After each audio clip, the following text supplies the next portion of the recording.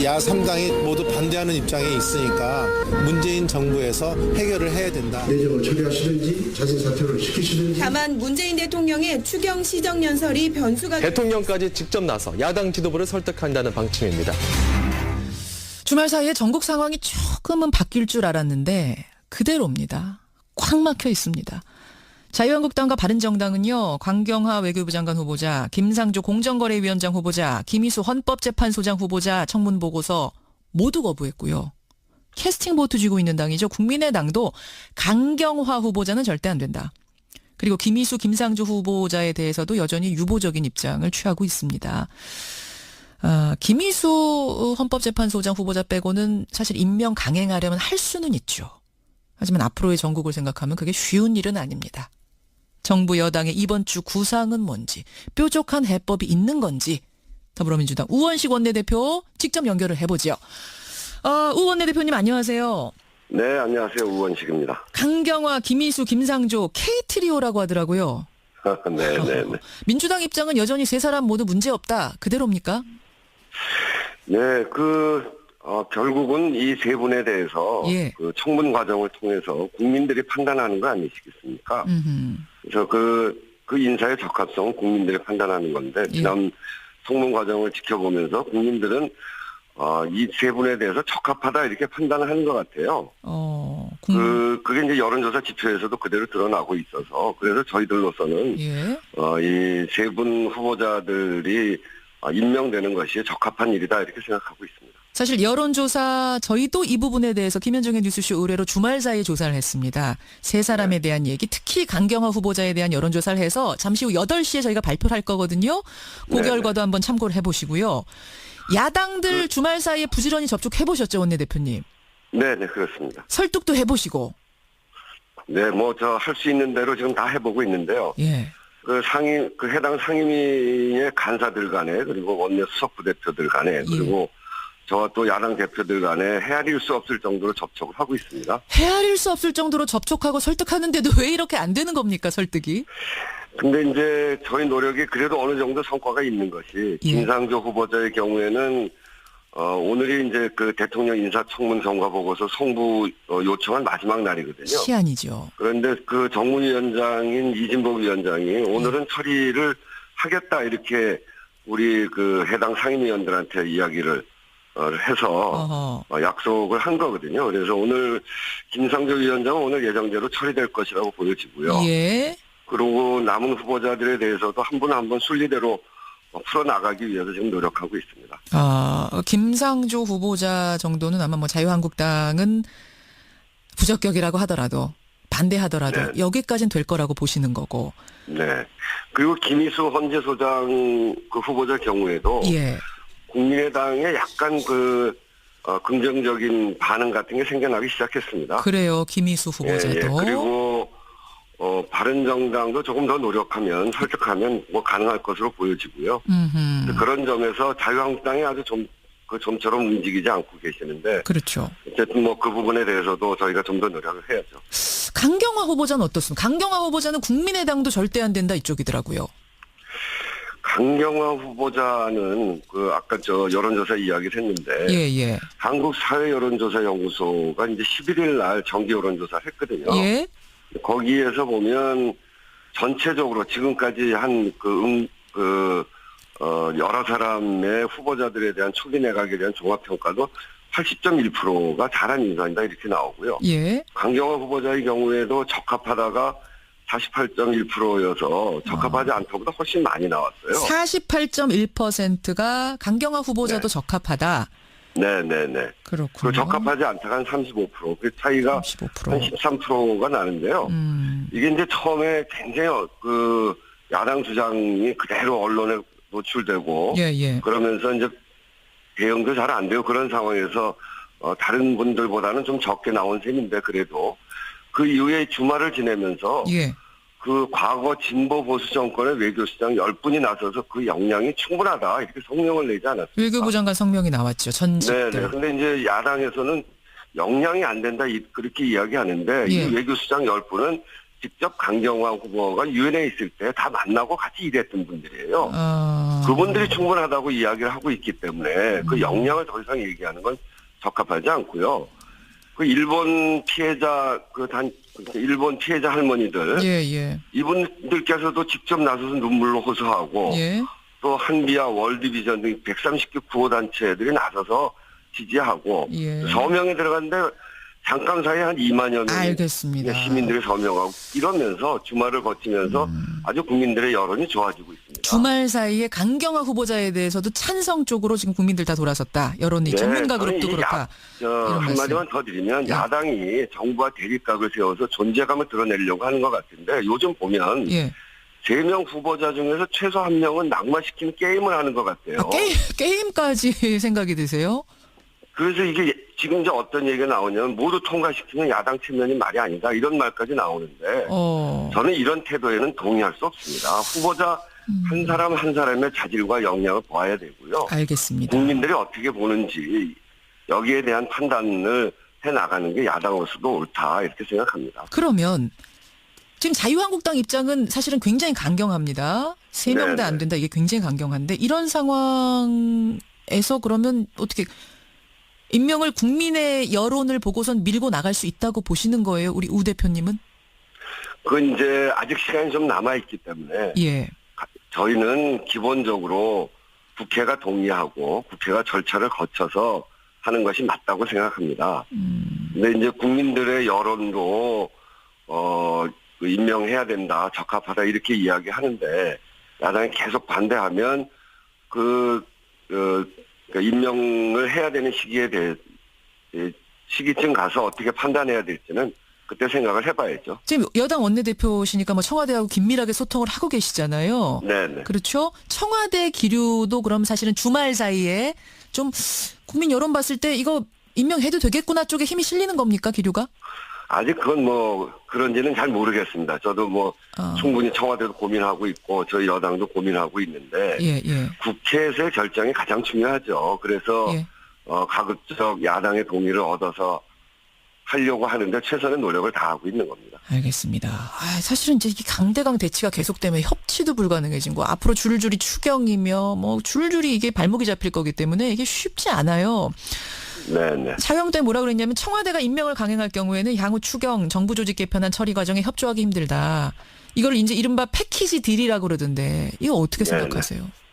그러니까 인사청문회 다른 정책의 경우에는 우리가 같이 논의하고 상의할 수 있습니다만 인사청문회는 한 분 한 분이 아주 엄정한 기준을 가지고 선정을 했고 또 그 한 분 한 분의 역량이 우리 국가의 우리나라의 미래를 좌우하는 거 아니겠습니까? 그래서 한 분 한 분이 적합하냐 아니냐 이걸 중심으로 봐야 되고요. 그리고 또 이 국무위원 인사청문은 대통령께서 임명을 하시면서 국회 의견을 듣는 겁니다. 그래서 국회는 대통령에게 의견을 주는 거거든요. 적합하냐 적합하지 않다 이런 의견을 주면 대통령이 그걸 보고 판단하는 겁니다. 그래서 저는 국회가 의견을 주자는 겁니다. 이 지금 인사청문회법에 맞춰서. 그럼 이른바 패키지 딜. 적어도 이거 되려면 이 사람 정도는 이렇게 우리 뜻대로 해야 된다. 이런 딜은 없는 건가요? 못 하시는 건가요? 그러니까 제가 아까 말씀드렸듯이 국민의 뜻에 따라서 결정해야 될 문제인데 3명 후보자 중에 최소 1명은 꼭 낙마시키겠다. 그게 야당 체면이다. 이렇게 생각하면 굉장히 이게 서로 협치라는 것도 서로 협의하고 하는 거 아니겠습니까? 그런 점에서 한 분 한 분을 살펴보자라고 하는 게 알겠습니다. 저희의 생각이고 야당에서는 이제 그 체면 때문이다라고 지금 얘기하는 건 아니고 우리가 아무리 봐도 능력이 부족하다 이렇게 얘기를 하고 계시는 거라서 결국은 그 능력이 가장 부족하다는 사람이 강경화 후보인데 그 강경화 후보에 대해서 강경화 후보와 같이 그 유엔에 있을 때 그 협력해서 또는 그 파트너로 일했던 우리나라의 외교수장들이 다 그 사람 역량이 충분하다 이렇게 얘기하는 거 아닙니까? 알겠습니다. 그분들이 아마 국회의원 야당보다 더 잘 알지 않겠느냐 능력면에 있어서 지금 그 부분을 강조하시는 것 같아요. 그리고 보수 정권, 개혁 정권에 있었던 모든 분들입니다. 알겠습니다. 근데 이런 와중에요. 지난 주말에 김상곤 사회부총리 교육부 장관, 안경환 법무부 장관, 조대엽 고용노동부 장관, 송영무 국방부 장관 후보자 등등을 새로 발표를 했는데 자유한국당은 전형적인 캠프 보훈 인사다. 그리고 또 위장 전입이며 뭐 음주운전이며 이렇게 흠결 있는 사람을 이런 와중에 내놓은 의도가 저도 그대로 드러나고 있어서 그래서 저희들로서는 예. 이 세 분 후보자들이 임명되는 것이 적합한 일이다 이렇게 생각하고 있습니다. 사실 여론조사 저희도 이 부분에 대해서 김현정의 뉴스쇼 의뢰로 주말 사이에 조사를 했습니다. 세 사람에 대한 얘기 특히 강경화 후보자에 대한 여론조사를 해서 잠시 후 8시에 저희가 발표를 할 거거든요. 그 네네. 결과도 한번 참고를 해보시고요. 야당들 주말 사이에 부지런히 접촉해보셨죠, 원내대표님?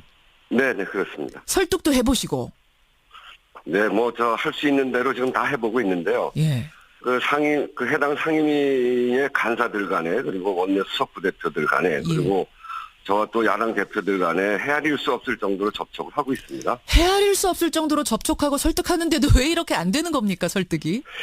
근데 이제 저희 노력이 그래도 어느 정도 성과가 있는 것이 김상조 후보자의 경우에는 오늘이 이제 그 대통령 인사청문 경과 보고서 송부 요청한 마지막 날이거든요. 시한이죠. 그런데 그 정무위원장인 이진복 위원장이 오늘은 처리를 하겠다 이렇게 우리 그 해당 상임위원들한테 이야기를 해서 약속을 한 거거든요. 그래서 오늘 김상조 위원장은 오늘 예정대로 처리될 것이라고 보여지고요. 예. 그리고 남은 후보자들에 대해서도 한 분 한 분 순리대로 풀어나가기 위해서 지금 노력하고 있습니다. 김상조 후보자 정도는 아마 뭐 자유한국당은 부적격이라고 하더라도 반대하더라도 네. 여기까지는 될 거라고 보시는 거고. 네. 그리고 김희수 헌재소장 그 후보자 경우에도 예. 국민의당 하는 것이 맞다고 생각합니다. 근데 이제 국민들의 여론도 임명해야 된다, 적합하다 이렇게 이야기하는데 야당이 계속 반대하면 임명을 해야 되는 시기에 대해 시기쯤 가서 어떻게 판단해야 될지는 그때 생각을 해봐야죠. 지금 여당 원내대표시니까 뭐 청와대하고 긴밀하게 소통을 하고 계시잖아요. 네네. 그렇죠. 청와대 기류도 그럼 사실은 주말 사이에 좀 국민 여론 봤을 때 이거 임명해도 되겠구나 쪽에 힘이 실리는 겁니까, 기류가? 아직 그건 뭐 그런지는 잘 모르겠습니다. 저도 뭐 충분히 청와대도 고민하고 있고 저희 여당도 고민하고 있는데 국회에서의 결정이 가장 중요하죠. 그래서 가급적 야당의 동의를 얻어서 하려고 하는데 최선의 노력을 다하고 있는 겁니다. 알겠습니다. 사실은 이제 이 강대강 대치가 계속되면 협치도 불가능해진 거. 앞으로 줄줄이 추경이며 뭐 줄줄이 이게 발목이 잡힐 거기 때문에 이게 쉽지 않아요. 네네. 자유한국당이 뭐라 그랬냐면 청와대가 임명을 강행할 경우에는 향후 추경, 정부 조직 개편안 처리 과정에 협조하기 힘들다. 이걸 이제 이른바 패키지 딜이라고 그러던데 이거 어떻게 생각하세요? 그러니까 인사청문회 뭐 다른 정책의 경우에는 우리가 같이 논의하고 상의할 수 있습니다만 인사청문회는 한 분 한 분이 아주 엄정한 기준을 가지고 선정을 했고 또 그 한 분 한 분의 역량이 우리 국가의 우리나라의 미래를 좌우하는 거 아니겠습니까? 그래서 한 분 한 분이 적합하냐 아니냐 이걸 중심으로 봐야 되고요. 그리고 또 이 국무위원 경화 후보가 유엔에 있을 때 다 만나고 같이 일했던 분들이에요. 그분들이 충분하다고 이야기를 하고 있기 때문에 그 역량을 더 이상 얘기하는 건 적합하지 않고요. 그 일본 피해자 일본 피해자 할머니들 이분들께서도 직접 나서서 눈물로 호소하고 또 한비와 월드비전 등 130개 구호단체들이 나서서 지지하고 서명에 들어갔는데 잠깐 사이에 한 2만여 명의 시민들이 서명하고 이러면서 주말을 거치면서 아주 국민들의 여론이 좋아지고 있습니다. 주말 사이에 강경화 후보자에 대해서도 찬성 쪽으로 지금 국민들 다 돌아섰다. 여론이 전문가 그룹도 그렇다. 한마디만 더 드리면 야당이 정부와 대립각을 세워서 존재감을 드러내려고 하는 것 같은데 요즘 보면 3명 후보자 중에서 최소 1명은 낙마시키는 게임을 하는 것 같아요. 게임까지 생각이 드세요? 그래서 이게 지금 이제 어떤 얘기가 나오냐면 모두 통과시키면 야당 측면이 말이 아니다 이런 말까지 나오는데 저는 이런 태도에는 동의할 수 없습니다. 후보자 한 사람 한 사람의 자질과 역량을 봐야 되고요. 알겠습니다. 국민들이 어떻게 보는지 여기에 대한 판단을 해나가는 게 야당으로서도 옳다 이렇게 생각합니다. 그러면 지금 자유한국당 입장은 사실은 굉장히 강경합니다. 3명 다 안 된다 이게 굉장히 강경한데 이런 상황에서 그러면 어떻게 임명을 국민의 여론을 보고선 밀고 나갈 수 있다고 보시는 거예요? 우리 우 대표님은?